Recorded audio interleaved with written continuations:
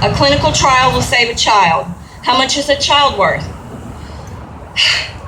My child is worth the whole universe. Just an extra moment is worth the moon and star. To feel his hand in mine, the smell of sunshine in his hair. Just one moment is worth everything. $3,000 to $5,000 to provide a clinical trial is so little to give, but it gives so much. Because someone like you got off your couch and made a rumble, my little boy survived. I have accumulated 4 years and 8 months of moments. Each one is worth the moon and stars. Because someone like you cared and made a rumble, we have hope for a lifetime. So if someone wants to know how your one event makes a dent, then you just tell them what I said. And that is it, in a nutshell. So every one of you who has come out here and bought a single raffle ticket, you have made a difference today, and you probably don't even have a concept, but we're so thankful that you did that. So I'm going to turn this over to the women that have had to walk this walk and live with this monster. They're going to tell you some things today that you probably don't want to know, but you need to know. And they're going to give you some real education. First mama is Miss Wendy, and I will let you have it then. Friends, video games, hunting, riding, go-karts, girls, going to the mall, fighting with your little brother.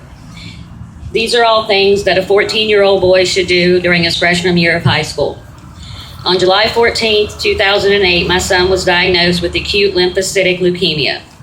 There would be no more fun, no more playing, no more going to the mall. There would be no freshman year of high school in our home. Suddenly, I wasn't just a mama anymore. Overnight, I became a nurse, a neurologist, an endocrinologist, a gastroenterologist, a phlebotomist, and an oncologist.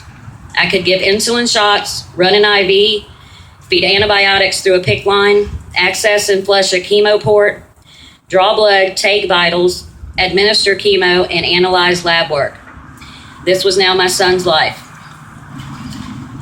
Bactrim, prednisone, Novolin, Novolog, Neupogen, Neulasta, Nexium, Gleevec, Zofran, Kytril, Cipro, Marinol, Megace, Nasonex, Keppra, Darvocet, Codeine, Pepcid, Biotine, Benadryl, Ativan, Carafate, Dapsone, Neurontin, Diflucan, Dexamethasone, Vancomycin, and Loratab.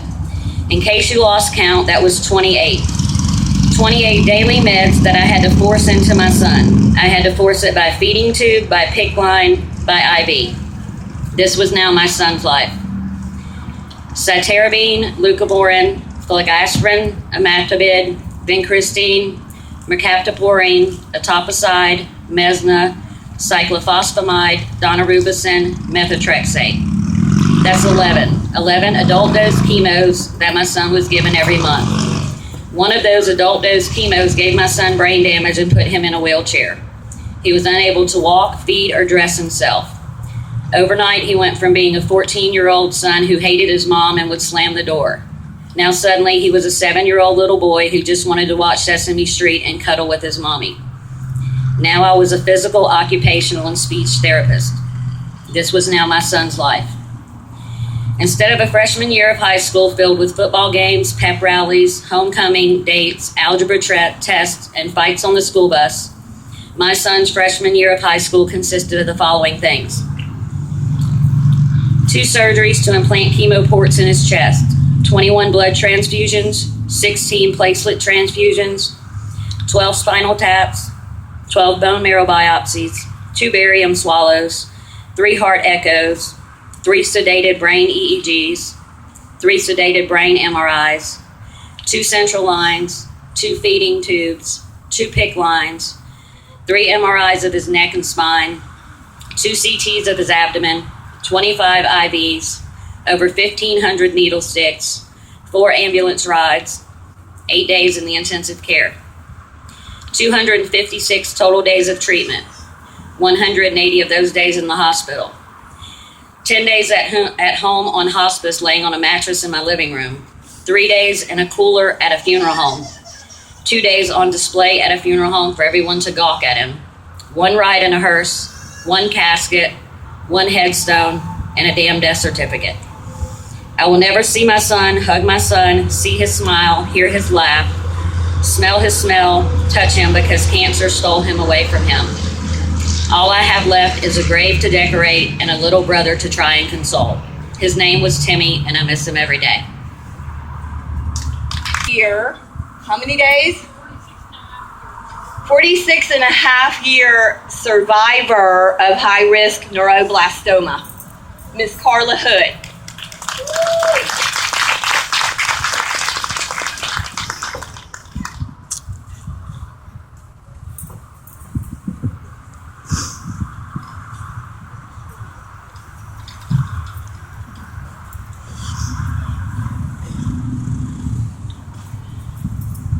I was diagnosed with stage 4 high-risk neuroblastoma on January 22nd, 1968, back when everything was a whole lot different than it is now.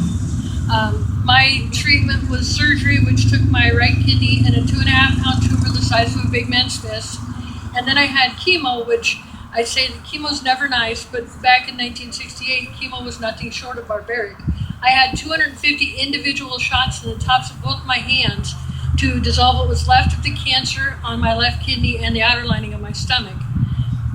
I'm not going to go into all the details that Wendy went through with Timmy, but I have something that I wrote that pretty much sums up the whole deal. It's called Little Kids, Big Dreams. Every single day you look at your healthy baby, and as the average family you think, such a beautiful girl and such a handsome boy. So happy, so healthy, so amazing. You start mapping out their future, thinking of everything they might ever do, what they'll dream of, accomplish, aspire to. You begin to dream their dream of the future. I know my parents did. This is me. Between the age of 2 and 4 months, this was pre-diagnosis. But what happens if that future hangs in the balance? The opportunities are potentially stripped away. The future becomes right here and right now. The years are no longer a certainty. If childhood cancer creeps in and everything changes. This is me, 2 days shy of my first birthday, and I was already 3.5 months into the fight. Don't think, not my family, not my child. It can happen to any child. No child is immune or exempt. Childhood cancer crosses every line. In less than the blink of an eye, and leaves utter devastation in its path. Broken pieces, broken promises, broken dreams, broken health, and life unpredictable. This is me at 15 and a half months old, and I was already 7 months into the fight. Every parent dreams for their child the ultimate dream of a good life, a happy life, a healthy life, a successful long life full of love, the very best of everything life can offer. For the child diagnosed with cancer, sometimes their biggest dreams are being able to see the sunset, being able to get out of bed, being able to play with their siblings, being a normal kid, being cancer-free, and being able to live. At 5 years old, my birthday wish, the only thing that I wished for at that point in time was a pup tent, and by God, I got it. Sometimes that dream comes true. This is me 2 years ago, and obviously mine's coming true. But sometimes isn't good enough, because every child's dream should become a reality. It's time to man up, stand up, speak up, raise awareness, be a voice, do your part, create change, donate, and help stop childhood cancer. Let's kick the shit out of it.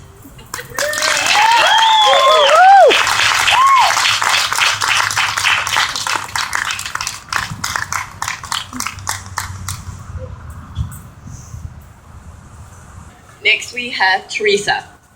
Her baby Jessica. I have no words. I loved her so much. I'm going to let her tell her story. I didn't know we were going to do this until last night, so I really didn't have anything prepared. And you're going to hear a lot of other mothers and fathers talk. What gets me the most is the helplessness we feel. When children get sick, you're expected to be able to kiss it, put a Band-Aid on it, make them better, hug them, and tell them it's going to be all right. When they get cancer, it's not going to be all right. The statistics you hear on TV and the commercials, 80% survival, thank you, they're not true.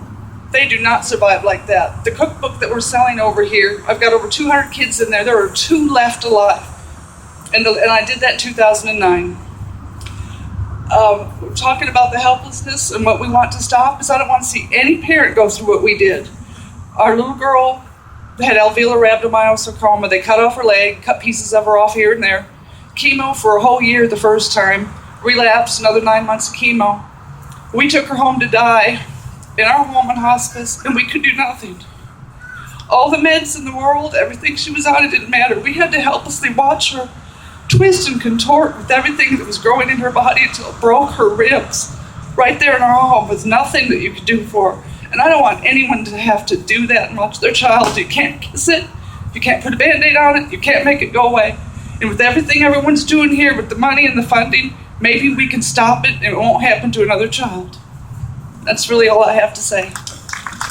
Angela, who just recently lost her daughter, Adriana, and I'm going to let her tell her story.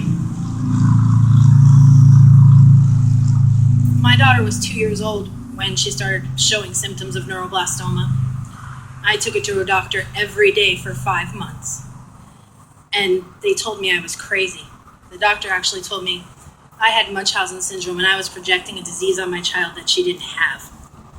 I fought with everything to get her to another doctor who finally told me within 24 hours that she had neuroblastoma, and if she lived the 29 days to her 3rd birthday, it was going to be a miracle.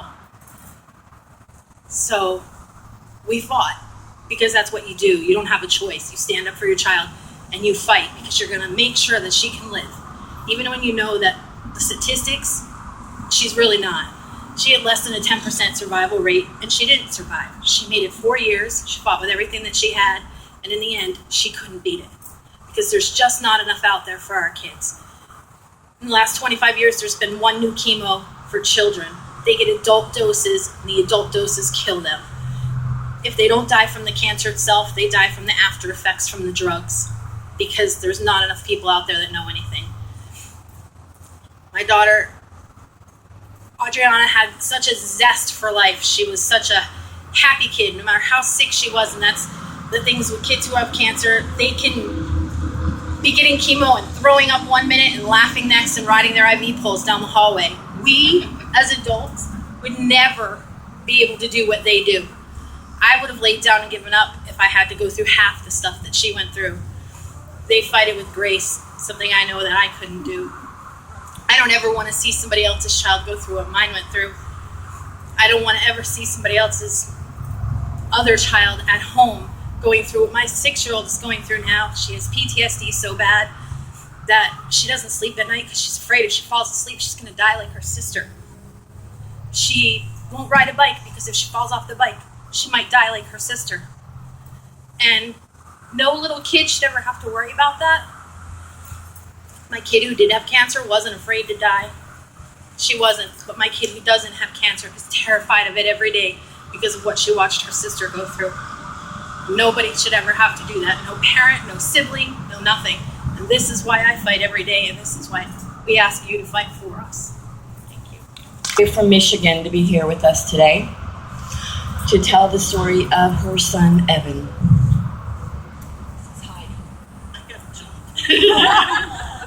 Oh, thanks. I just found out I had to do this, so I don't have anything prepared, and being last isn't easy because you have to listen to everybody else's stories, so sorry. My son, Evan, was diagnosed 3 months before his 15th birthday with osteosarcoma, which is a tumor that attaches to the bone. He had just turned just after his 15th birthday, they amputated his right arm. And of course, he was right-handed, so he had to learn to do everything left-handed. Now, my son has a very good sense of humor, so he learned to golf left-handed, he learned to write left-handed, he learned to do everything left-handed. He shouldn't have had to, he should have been able to keep his arm. When a child looks at you and says, "Mom, am I going to die?" you shouldn't have to answer that question because parents are supposed to protect their children so they can keep them not saying, no, honey, it's going to be fine. And in the back of your mind going, I just lied to him because there's nothing I can do because there's nothing out there for him. So that is why we thank Kenny and Rich and all of you for fighting for our children, because I would give anything. I lost him at 16, and it'd be 4 years in December, and I would give anything to rub his bald head again, to listen to him put off his fart machine in the nurse's station and pull one of his pranks and hear his laugh. But I can't. I only have a recording with his voice on it. So please, keep fighting with us, and I thank you.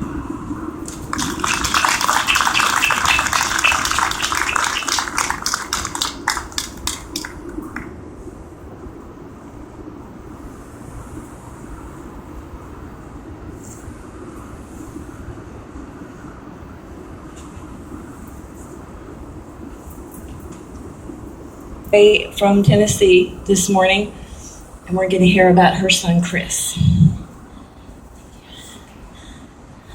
Okay, I just decided like 2 minutes ago I was going to do this, so I have nothing. My son Chris was the normal 16-year-old who Halo video games, and he complained that his arm hurt, and we're like, oh, it's nothing, you'll be okay. And he was playing in the front yard with 20, I have 4 boys, so he's playing in the front yard with 20 boys, and I hear him scream. And I walk out there, and of course I'm like, oh, it's not broke, you know, there's no bone sticking out, you're okay, let's go. Go to the hospital. And at the time I had my youngest son with me. And it was flu season, and the doctor is doing all these tests before we even get taken back. And by the time we get back there, they say, your son broke his arm and there is a tumor, and we think it's cancer. So living in Tennessee, we were sent to Vanderbilt, where we spent 24 hours waiting to see if we were going to have surgery, what we're going to do. December 3rd, we found out he had cancer. He had 52 nodules in his lungs. He had surgery to replace the bone, nodules taken out.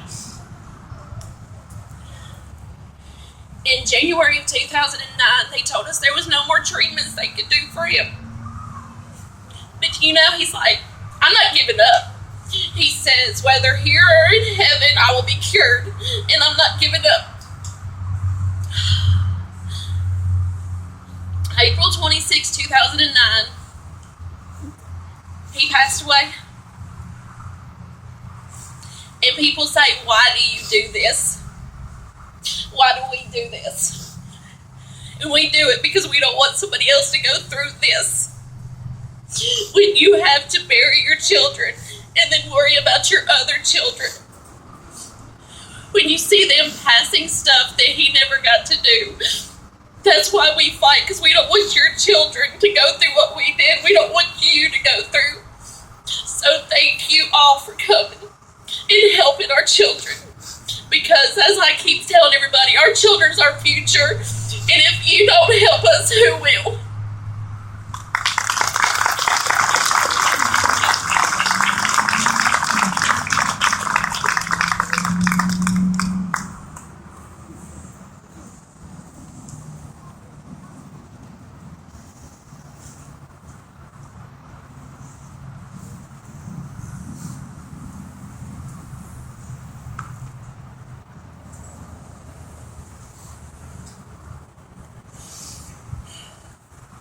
I've got one more mama,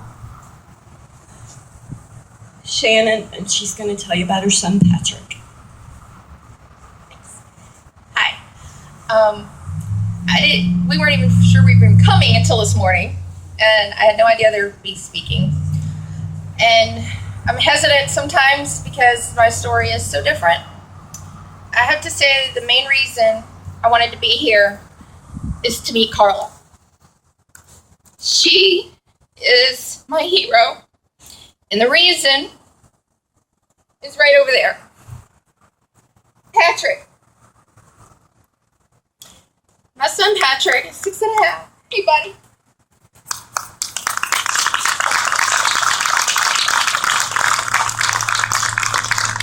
He was diagnosed at about 20 or 21 months with stage 4 high-risk neuroblastoma.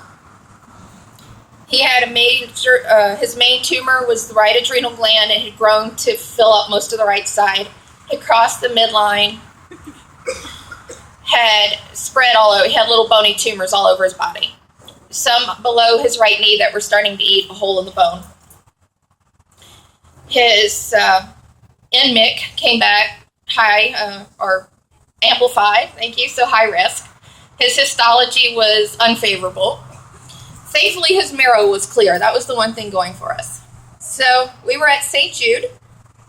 He went through chemo, and after the second round, they did another scan, and the tumor grew instead of shrinking. So they threw out the protocol and put him on a different chemo, which thankfully worked. Then surgery, more chemo. Then stem cell transplant, radiation, Accutane, and antibody treatments. About 16 months worth of treatment.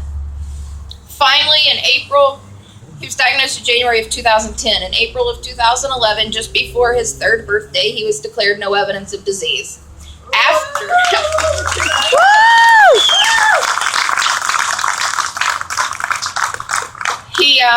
He wasn't found NED until after all treatments were finished.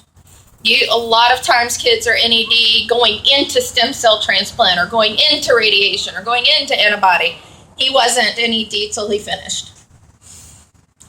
I had a nurse tell me once that the doctor came in one day and said, "Hey, you want to meet an adult survivor of stage 4 high-risk neuroblastoma?" And she said, and I told him, "What? They don't have any of those." Carla's one of them, and she's here. And that gives me hope. Because it's hard for me knowing how many moms have lost their kids, and mine's right here doing so well. But if I lost him, it wouldn't take away my joy for someone else's child to do well.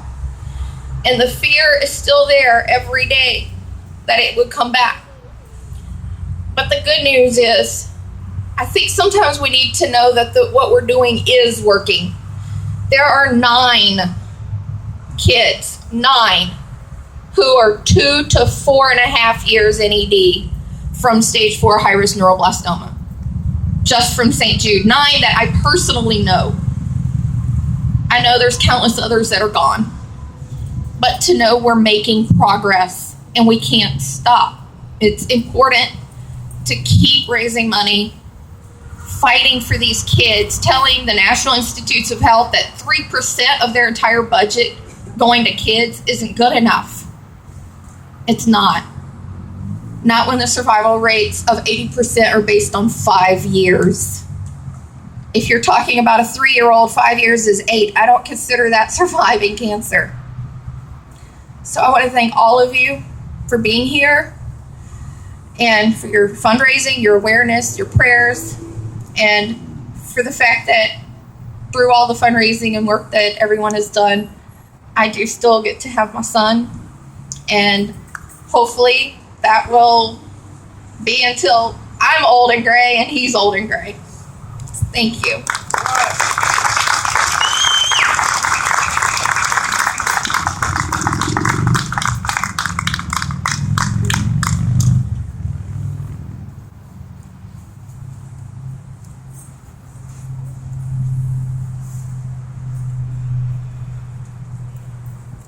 Okay, now we have some very special mamas and a daddy, Mr. Jack. They're actually going to shave their heads in solidarity of their children. And it's a beautiful thing if you've never experienced that. Hair grows back and kids don't. So I will leave you with that, and you are more than welcome to take that into your heart. And we just thank you again for coming out here and helping us try to make a difference. we plan to put Jackson, Mississippi as ground zero to stopping childhood cancer.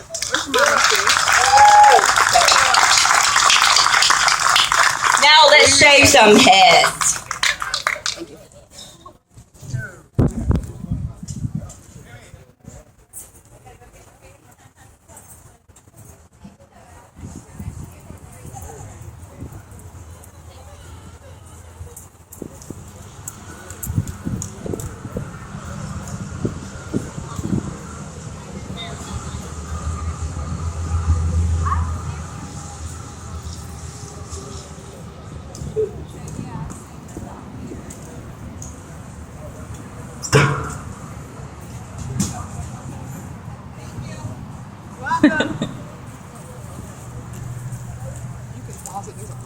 His head. Oh, his wife's gonna shave his head. Okay. How fun for her. Hey, well, don't get me to answer to that. All right. After he gets his head shaved, for $1, he'll hand you a marker, and you can draw something on his head. Whether you sign it, draw a spider, something, kick me on the back. I don't know. Whatever y'all want to do. But that's gonna be one way that he tries to raise money. You can write Barbie Girl on the back.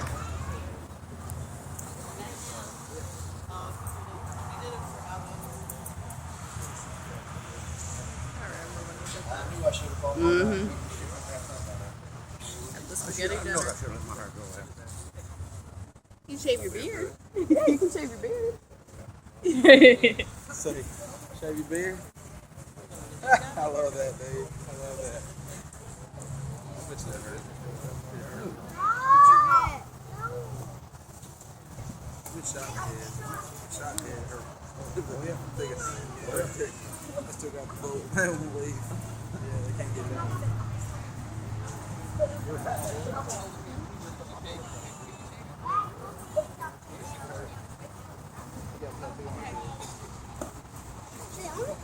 How long is this going to take?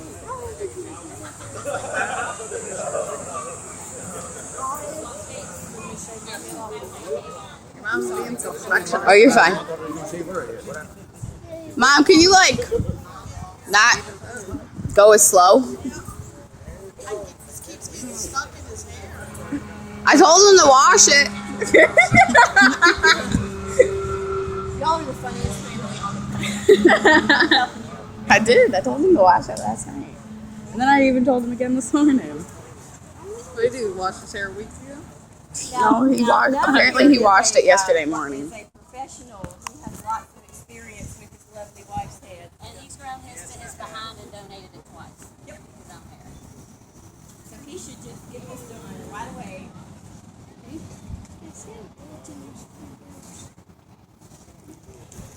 He missed his calling in line.